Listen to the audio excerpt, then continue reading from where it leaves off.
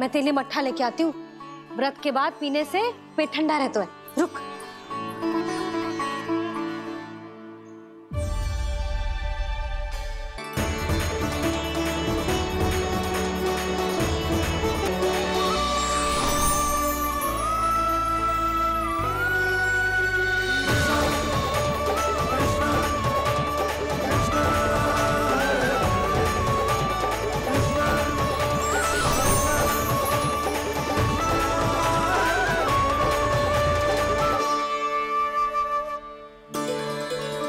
अभी अभी तो मैंने बच्चों की माँ को वचन दिया था कि आज किसी को शिकायत करने का अवसर ना दूंगा, और अब मैं प्रभु श्री हरि की कल्पना जसोमती रानी के लल्ला में ही करने लगा।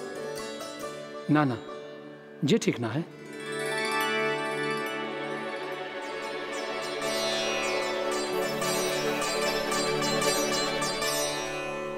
ठीक ही तो है, बिल्कुल सही पहचाना है आपने। बड़े तो बड़े, अब तो बालक भी हमारा उपहास उड़ाने लगे। मैं आपका उपहास नहीं उड़ाने आया, मैं तो आपके एकादशी के व्रत को पूरा कराने आया हूँ।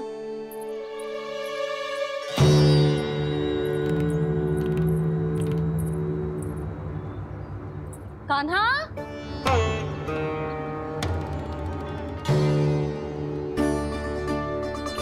तो ये रे आपकी छड़ी और ये रे मेरी पीठ। सेक देना तापड़ तोड़।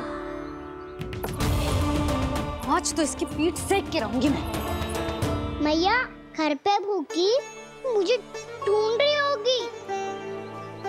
लो आज द्वादशी के दिन पहले प्रहर में भोजन करके अपना एकादशी का व्रत पूरा करो आप। धन्यवाद राजकुमार, पर अभी हमें भूख नहीं है। बहुत सारा काम पड़ा है, और अभी थोड़ी ही देर में शंकरी बहन भी अपनी मटकी लेने आती होंगी।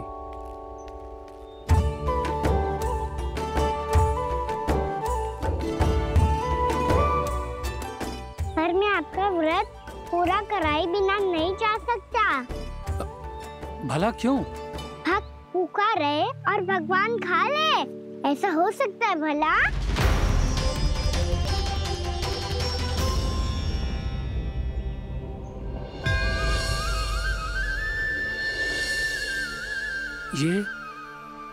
ये कैसा भ्रम हो रहा है मुझे लगता है अपना काम करना चाहिए।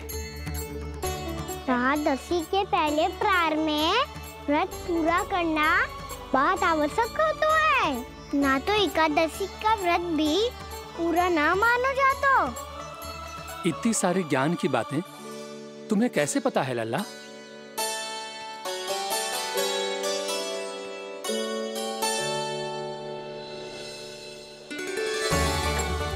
जैसे एकादशी की कथा होती है, वैसे द्वादशी की महिमा भी एक बहुत महत्वपूर्ण कथा है।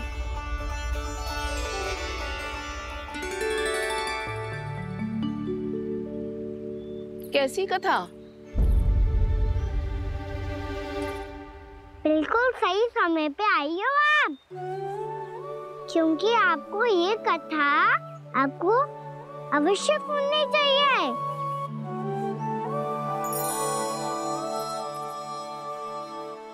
मुझे क्यों? पहले सुन तो लियो, फिर स्वयं ही पता चल जाएगा। बहुत समय पहले एक राजा हुआ करते थे, राजा अम्बरीश। भगवान श्री हरि के बहुत बड़े भक्त थे। ओम नमो नारायणाय। ओम नमो नारायणाय।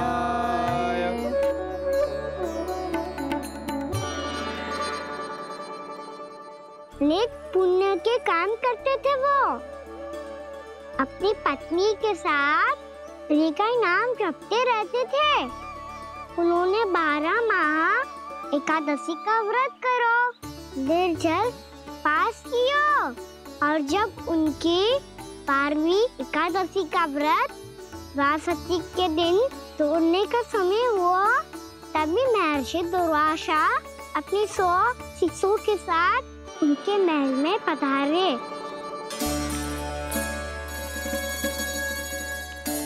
प्रणाम स्वीकार करें महर्षि। आप जैसे महान ऋषि मेरे राज्यसभा में आए, वो भी ऐसे अवसर पर जब मैं और मेरी पत्नी निरंतर 12 एकादशियों के बाद अंतिम एकादशी का व्रत तोड़ेंगे। इससे बड़े सौभाग्य की क्या बात हो सकती है हमारे लिए। आज आपके साथ साथ मेरा और मेरे शिष्यों का एकादशी व्रत भी पूरा होगा। संभव है प्रभु की इच्छा यही हो कि हम सब अपना व्रत एक साथ तोड़ें। ये तो अत्यधिक प्रसन्नता की बात है महर्षि। तो फिर ठीक है, हम सब यात्रा से थके हैं। व्रत तोड़ने से पहले हम स्नान करना चाहते हैं। जैसी आपकी इच्छा महर्षि। जब तक आप लोग लौटेंगे तब तक आपके सारे प्रबंध यहाँ हो चुके होंगे।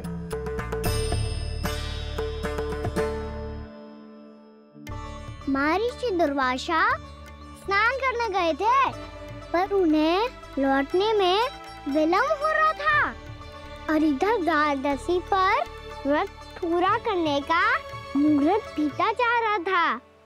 महाराज अम्बरीश बड़ी विनम्रता के साथ महर्षि दुर्वासा के लौटने की प्रतीक्षा कर रहे थे।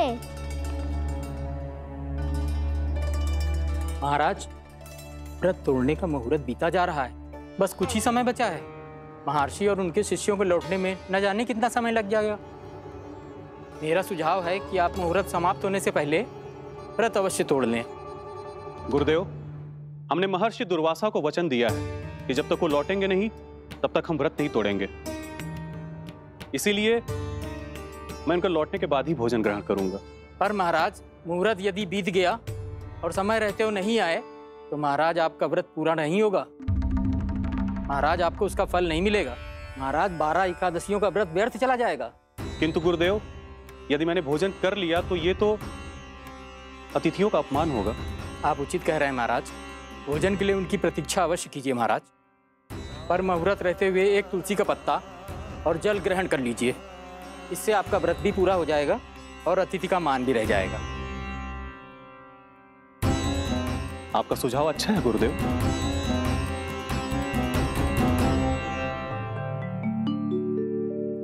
जैसे ही महाराज ने तुलसी का पत्ता खाया, वैसे ही महर्षि दुर्वासा लौट आए। महाराज,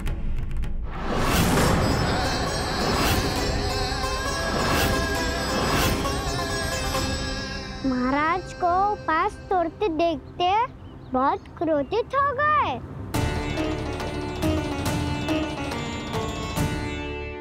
बहुत बड़े भक्त हैं आप, परंतु आप ये नहीं जानते अपने अतिथियों के साथ कैसा व्यवहार करना चाहिए।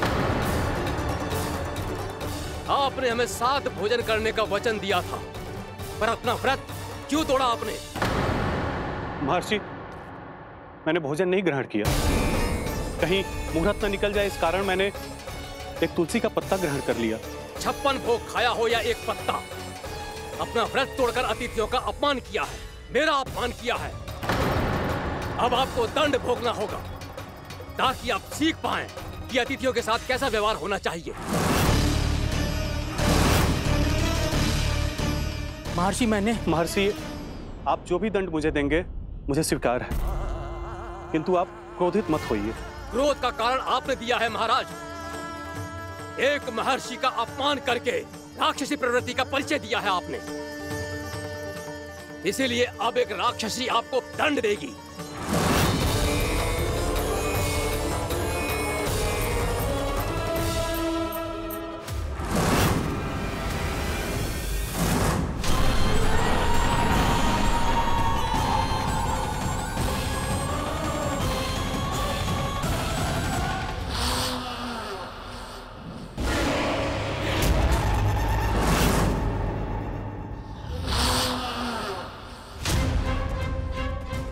हे प्रभु, यदि मैंने सच में महर्षि का अपमान करने की भूल की हो तो मैं उसका परिणाम भोगने के लिए प्रस्तुत हूं।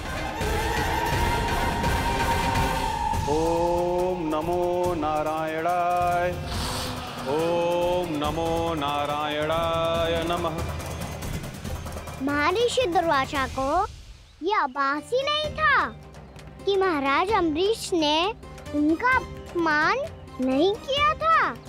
फिर भी उसे अपमान मान के वो श्री नारायण के भक्त पे संदेह कर रहे थे। मैंने भी तो भोला राम की भक्ति पे संदेह किया था। हे नारायण, ये क्या पाप हो गया मुझसे।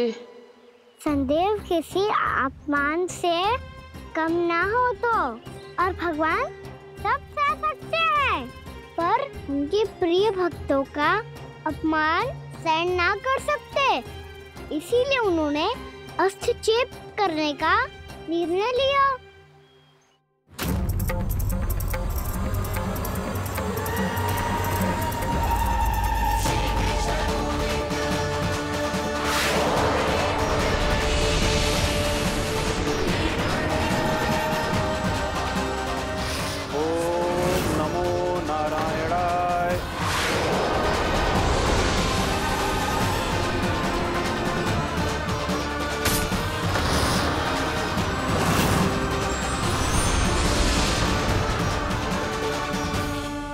और फिर भगवान का वो सुदर्शन चक्र महर्षि दुर्वासा के पीछे पड़ गया। ये चक्र तो मेरी ओर बढ़ रहा है। ओम नमो नारायणाय। ये कैसे संभव हो सकता है? कोई रोको इसे, कोई रोको इसे।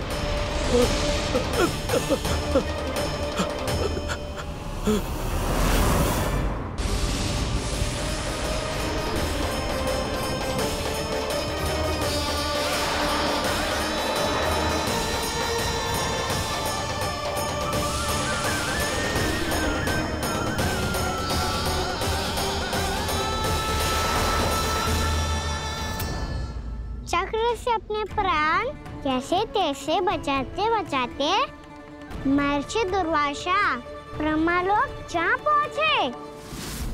ब्रह्मदेव, रक्षा कीजिए ब्रह्मदेव, सहायता कीजिए, मुझे बचाइए ब्रह्मदेव, रक्षा कीजिए। ये सुदर्शन चक्र मेरे प्राणों के पीछे पड़ गया है, मुझे बचाइए ब्रह्मदेव, मुझे बचाइए। महर्षि, मैं चाहकर भी आपकी सहायता नहीं कर सकता। ऐसी स्थिति में यदि कोई कुछ कर सकते हैं तो वो है सुदर्शन चक्र के स्वामी विष्णु, क्योंकि सृष्टि में केवल वही है जो इसे नियंत्रित कर सकते हैं। वो ही इसे वापस लौटने का आदेश देकर आपके प्राणों पर छाए हुए संकट को दूर कर सकते हैं। किंतु हां, मैं सुदर्शन चक्र से इतना अवश्य कहूंगा कि जब तक आप विष्णु लोक में पहुंच नहीं जाते, वो आपको किसी भी प्रकार की हानि ना पहुंचाए। आपका बहुत बहुत धन्यवाद, आपकी सदा ही जय हो।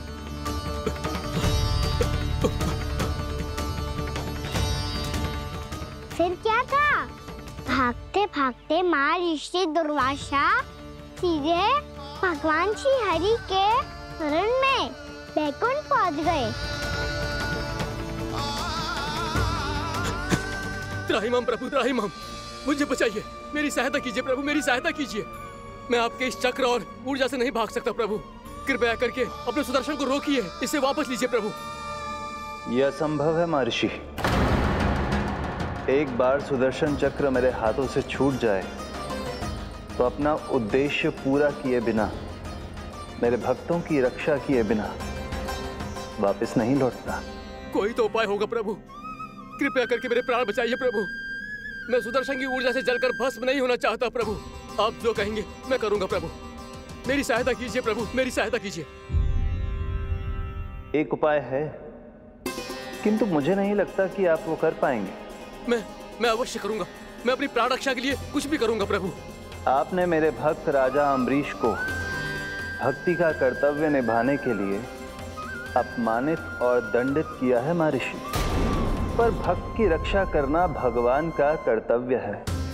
इसलिए यदि आप भक्त राजा अम्बरीश के पास जाकर क्षमा याचना करें और यदि वो आपको क्षमा कर दे तो ही ये चक्र आपके प्राण लिए बिना लौट सकता है। अन्यथा आप तो जानते हैं महर्षि, मेरे भक्त का अपमान मेरा अपमान। भक्त का अपमान भगवान के अपमान से कम ना हो तो है।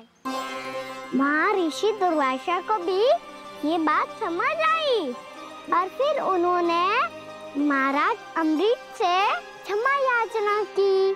महाराज महाराज महाराज महाराज महाराज, मुझे क्षमा करें महाराज, मुझसे बहुत बड़ी भूल हो गई महाराज, मुझसे बहुत बड़ी भूल हो गई महाराज। महर्षि, आप हमारे चरण छुए ये उचित नहीं।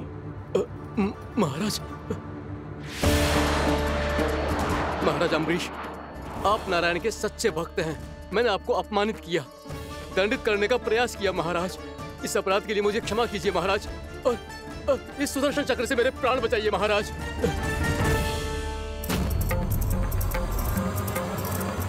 हे महान सुदर्शन, यदि महर्षि के लिए मेरे हृदय में अभी भी वही सम्मान और प्रेम हो जो इनके प्रथम आगमन पे था, तो कृपया आप अपने धाम वापस लौट जाइए।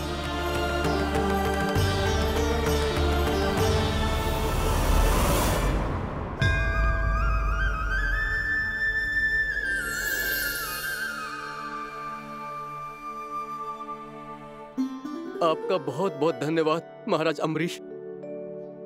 मैं आपको आशीर्वाद देता हूं कि आप देवराज इंद्र के समान शक्तिशाली हों। आपकी कीर्ति का पताका 10 दिशाओं में फहराए। मेरी बस एक ही इच्छा है महर्षि, कि मैं आपके साथ अपना उपवास तोड़ सकूं। अवश्य महाराज, हम सब भोजन आपके साथ करेंगे और अपने आप को नारायण की सेवा में अर्पित करके व्रत को पूरा करेंगे, क्योंकि आज जो यहाँ हुआ है उससे सिद्ध हो चुका है कि एकादशी व्रत का फल द्वादशी की सुबह भोजन करने से ही प्राप्त होता है। इस कथा से हमें पता चलता है कि सभी को द्वादशी की सुबह भर पेट भोजन करके एकादशी का व्रत पूरा करना चाहिए। और दूसरी बात, भगवान की सच्ची भक्ति अपमान कभी ना करना चाहिए। उनके साथ सदैव प्रेम से व्यवहार करना चाहिए। यही भगवान को सबसे अधिक प्रिय है। भैया भोलाराम, मैंने भी श्री हरि पे तुम्हारे विश्वास का उपहास उड़ाया था, मुझे क्षमा कर दो। ना ना, आप क्षमा मांगकर मुझे लज्जित मत करो, आप तो मेरी बहन जैसी हैं। जब महर्षि दुर्वासा जैसे महान ऋषि को भी प्रभु के भक्त से क्षमा मांगनी पड़ी, तो मैं तो बहुत ही तुच्छ हूँ। मुझे आपकी किसी भी बात का बुरा ना लगा। पर पता है प्रभु को कौन सी बात सब भूला रखता है? कौन सी बात? जब उनका भक्त भूखा रहे, हमें भी अपना व्रत पूरा ना करे।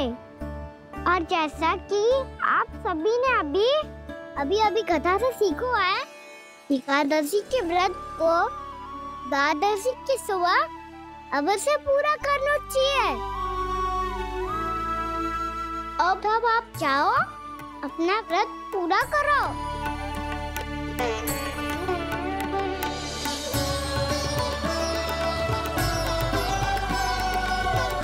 मैं आपके लिए जल लेके आती हूँ।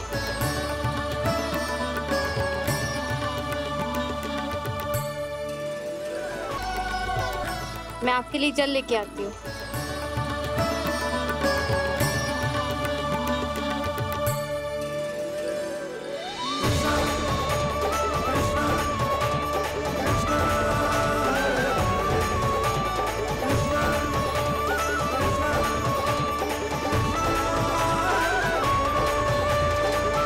लो खाओ।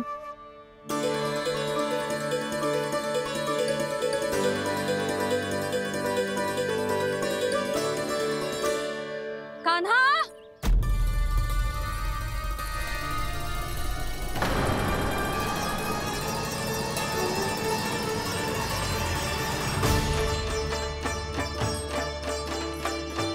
बोलो काका, सिगरेट छुपा लो मुझे, मैया आ रही है, बहुत क्रोध में लगती है।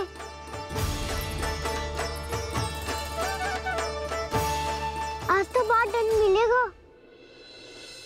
अभी क्षण भर पहले तो ये साक्षात भगवान के रूप में बात कर रहे थे, और अब अचानक ही ऐसे बालक बन गए जो मैया से दंड मिलने के भय से व्याकुल हैं। बोला काका, किस सोच में पड़ गए? सिगरेट छुपा लो मुझे।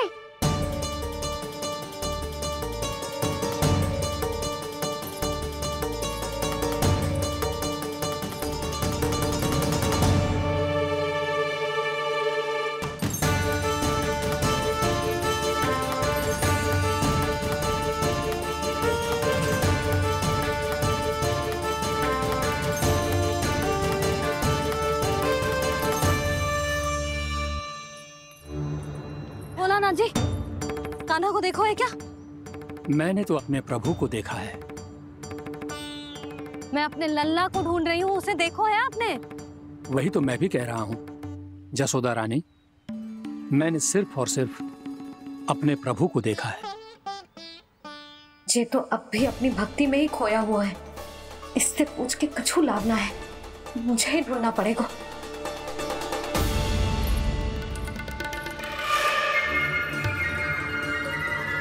बच गए। शंकरी मौसी, कान्हा को देखो है क्या कहीं?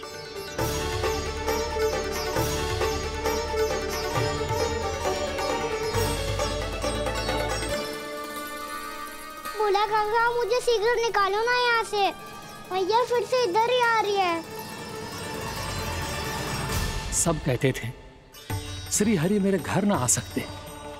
देखो आज प्रभु आ गए, उन्होंने अपने हाथ से मेरा व्रत पूरा कराया। हाँ आते हैं और आगे भी आएंगे हमारे श्री हरि हमसे मिलने और आके मोक्ष देंगे, है ना?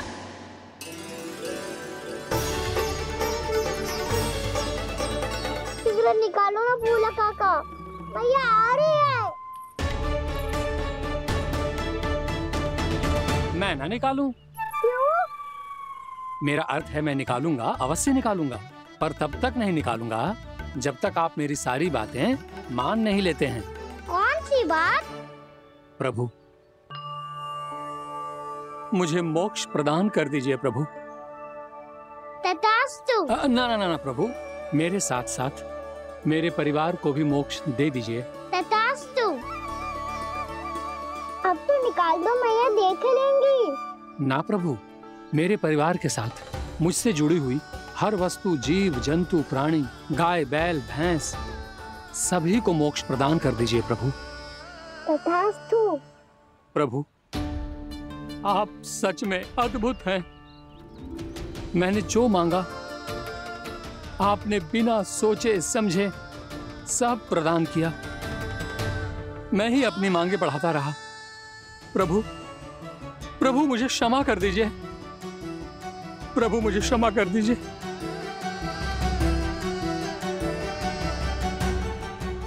आइए प्रभु,